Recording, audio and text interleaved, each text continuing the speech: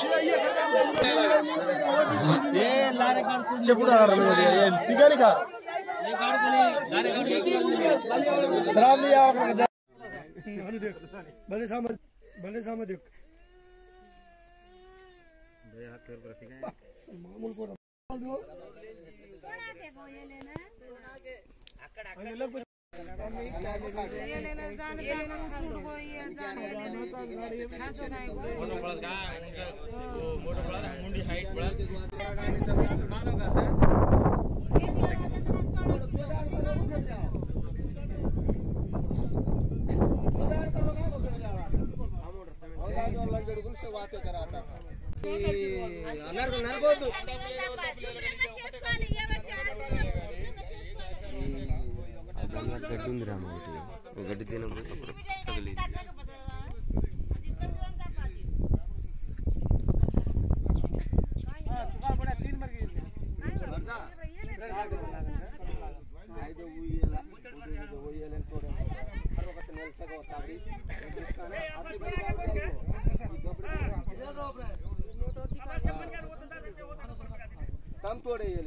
ಅದು ಊಟೋಡೋ ಲಕ್ಪತಿ ಲಕ್ಪತಿ ಲಕ್ಪತಿ ಉಂಡು ಬಾಸ್